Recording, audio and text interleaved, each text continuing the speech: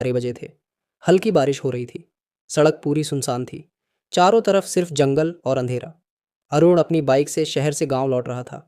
वो एक medical company में काम करता था और अक्सर देर रात घर आता था। उस रात भी सब सामान्य था। मोबाइल में धीमे गाने चल रहे थे। बारिश की बूंदें हेलमेट पर गिर रही थीं और सड़क पर दूर दूर तक कोई दिखाई नहीं दे रहा था। तभी अचानक उसकी बाइक बंद हो गई। अरुण ने कई बार स्टार्ट करने की कोशिश की लेकिन बाइक चालू नहीं हुई। उसने परेशान होकर इधर उधर देखा। थोड़ी दूर उसे एक पुराना बस स्टॉप दिखाई दिया। वो बाइक को धक्का देकर वहां ले गया। बस स्टॉप टूटा हुआ था। छत से पानी टपक रहा था। दीवारों पर पुरानी मिट्टी जमी हुई थी। अरुण ने मोबाइल निकाला। नेटवर्क नहीं था। कमाल है, वो बड़बड़ाया। तभी उसे महसूस हुआ वो वहां अकेला नहीं था।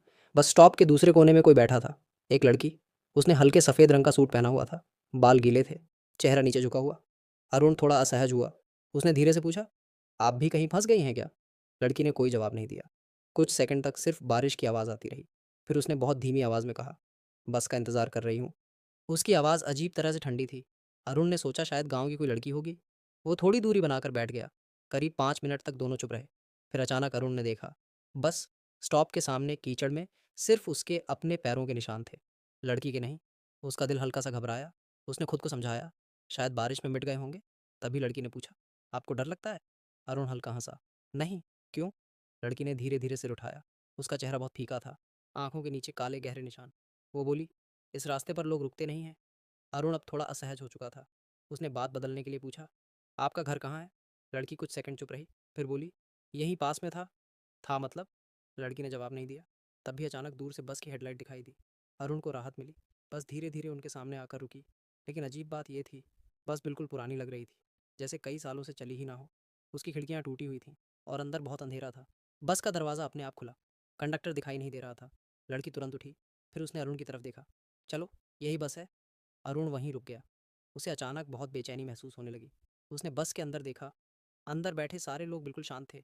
कोई हिल भी नहीं रहा था। और सबसे डरावनी बात, सबके चेहरे नीचे झुके हुए थे। अरुण पीछे हट गया। ना, नहीं, मैं दूसरी बस से चला जाऊंगा।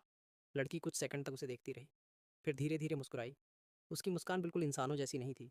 तभी बस के अंदर बैठे सारे लोगों ने एक साथ अपना सिर ऊपर उठाया। उन सबकी आंखें पूरी सफ़ेद थीं। अरुण का शरीर सुन्न पड़ गया। अचानक बस के अंदर से बहुत सारी फुसफुसाहट सुनाई देने लगी। आ जाओ, आ जाओ, आ जाओ। अरुण डर के मारे पीछे हटने लगा। तभी लड़की की आवाज़ बदली हुई सुनाई दी, तुम्हें रुकना नहीं चाहिए था।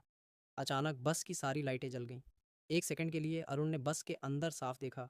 सीटों पर इंसान नहीं, सड़े हुए शव बैठे थे। उनके चेहरे गल चुके थे। अरुण चीखते हुए सड़क की तरफ भागा। वो बिना पीछे देखे दौड़ता रहा। करीब 10 मिनट बाद उसे एक ढाबा दिखाई दिया। वहाँ कुछ लोग बैठे थे। अरुण हाँफते हुए अंदर गया और सारी बात बताई। ढाबे वाला आदमी अचानक चुप हो गया। उसने धीरे से पूछा, तुम सफ़ेद सूट वाली लड़की की बात कर रहे हो? अरुण ने तुरंत हाँ कहा।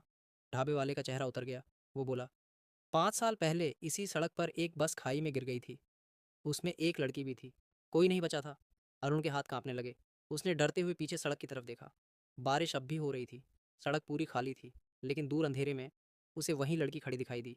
वो बिल्कुल स्थिर खड़ी थी और धीरे धीरे मुस्कुरा रही थी।